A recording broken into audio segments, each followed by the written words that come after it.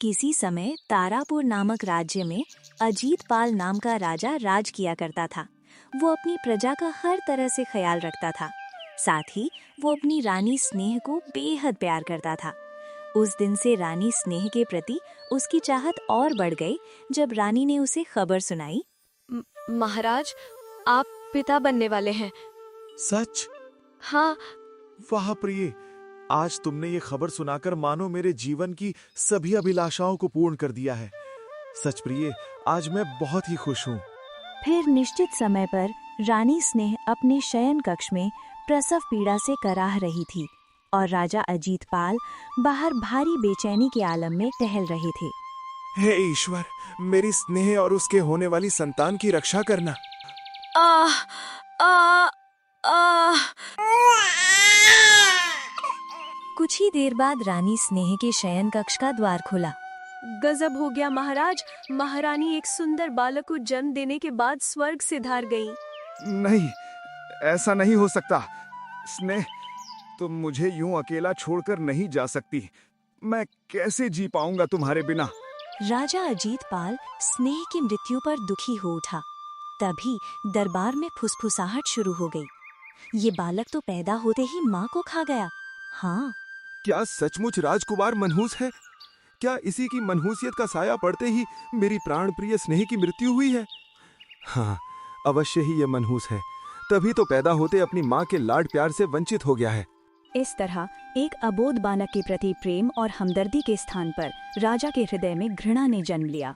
मनहूस है ये बालक, राजकुमार मनहूस है।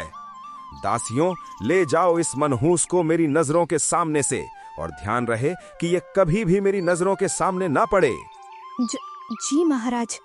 इस तरह एक राजकुमार की देखभाल दासियां करने लगी।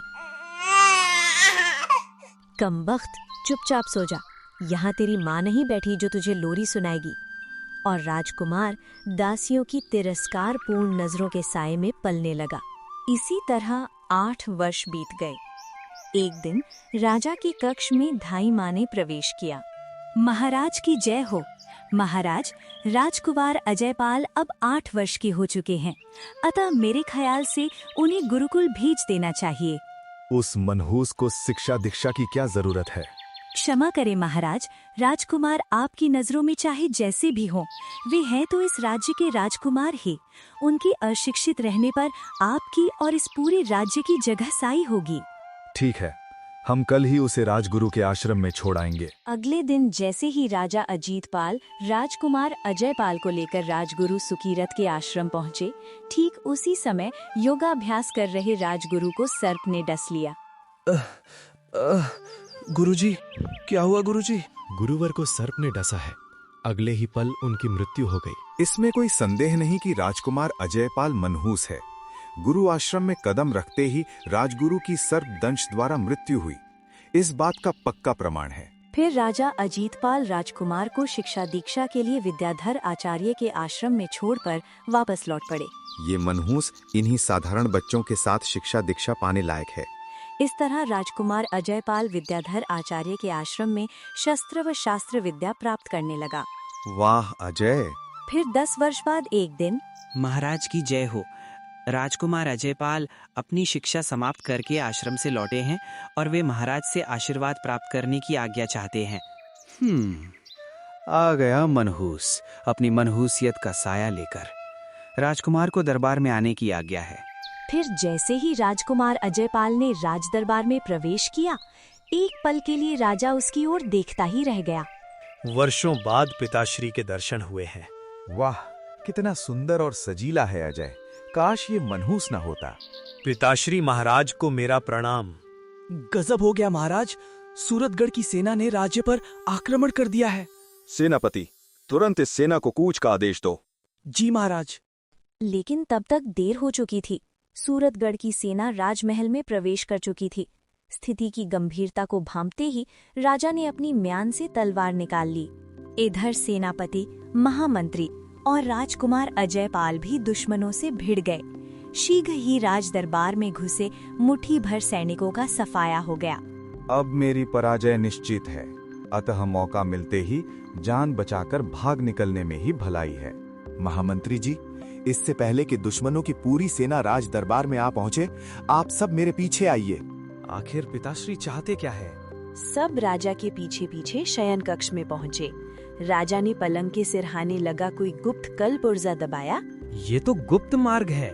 इस तरह राजा अजीतपाल, महामंत्री, सेनापति और राजकुमार अजयपाल गुप्त मार्ग से निकलकर एक बियाबान जंगल में पहुँचे।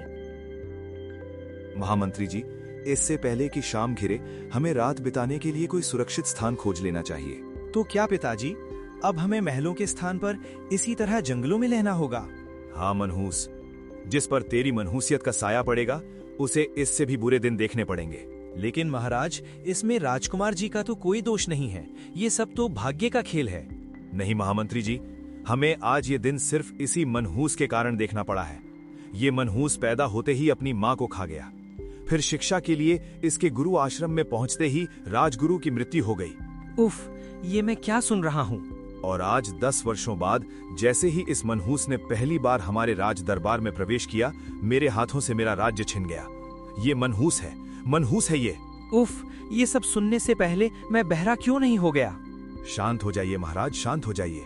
इस समय हमें राजकुमार जी की ओर ध्यान देने की जगह किसी सुरक्षित स्थान की तलाश कर सबसे पहले ये विचार करना चाहिए कि हम अपना खोया हुआ राज्य दुश्मनों से कैसे वापस ले सकते हैं। जब तक ये मनहूस हमारे साथ है, हम चैन की एक सांस भी नहीं ले सकते। ठीक है पिताजी, अब मैं भी नहीं चाहूंगा कि मेरी मनहूसियत का साया फिर कभी आप पर पड़े। अतः इसी वक्त से मेरे और आपके रास्ते अलग अलग हैं। ये कहते हुए राजकुमार अजय एक ओर बढ़ चला।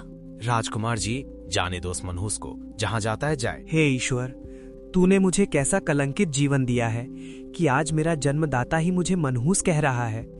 मुझे उन घटनाओं का उत्तरदायी ठहरा रहा है जिन्हें टाला ही नहीं जा सकता था। इसी सोच में डूबा वो आगे बढ़ ही रहा था कि तभी अचानक, ओ शेर, आओ प्यारे वनराज, अपना पेट भरो और मुझे इस कलंकित जीवन से मुक्ति दिलाओ। शेर ने दहाड़ा और झपट्टा मारा, लेकिन तभी ओह, ये तो गया काम से। तो युवक, क्या मैं पूछ सकता हूँ कि इस भरी जवानी में तुम आत्महत्या क्यों करना चाहते हो? आत्महत्या नहीं श्रीमान जी, मैंने तो कभी आत्महत्या के बारे में सोचा तक नहीं है। तो फिर इस बियाबान जंगल में निहत्थे एक जंगली शेर के सामने बेखौफ ऐसे, जैसे तुम्हें मौत का तनिक भी भय ना हो। भयभीत होने से भी तो मेरी जान नहीं बचने वाली थी श्रीमान जी। वाह युवक, हमें तुम्हारी हाजिर जवाबी पसंद आई। क्या मैं तुम्हारा परिचय जान सकता हूँ? मनहूस। क्या? जी हाँ श्रीमान जी, यही मेरा परिचय है कि मैं मनहूस हूँ। मनहूस? ये भी कोई परिचय हुआ? युवक, मैं तुम्हारे बारे में सब कुछ जानना चाहता हूँ। तो ठीक है श्रीमान जी, सुनिए। मैं आपसे कुछ देर पहले तारापुर राज्य का राजकुमार था, लेकिन अब पूरी बात सुनने के बाद अजनबी गहरी सांस लेता है। अजीब बात है, दोषी ना होते हुए भी तुम अपने पिता की नजरों में मनहूस हो, और मैं भी दोषी ना होते हुए अपनी पुत्री के सारे दुखों के लिए अपने आप को उत्तरदायी समझता हूं। पुत्री के दुख? श्रीमान जी, आपकी वेशभूषा देखकर ही कहा जा सकता है कि आप किसी देश के राजा हैं, लेकिन मैं आपका पूरा परिचय जानना चाहता हूं, और ये भी कि आपकी पुत्री को क्या दुख है। मैं रावतपुर का राजा शिव प्रताप हूं, और रही मेरी पुत्री के दुखों की बात, उसके पीछे एक लंबी कहानी है। यदि मैं अभी सुनाने लगा तो रात्रि यहीं हो जाएगी। अतः तुम मेरे साथ हमारे राजभवन चलो, मैं तुम्हें पूरी कहानी विस्तार पूर्वक सुनाऊंगा। ठीक है महाराज, मैं आपके साथ चलने के लिए तैयार हूँ। इस प्रकार राजकुमार अजय राजा शिव प्रताप के साथ रावतपुर की ओर चल पड़ा।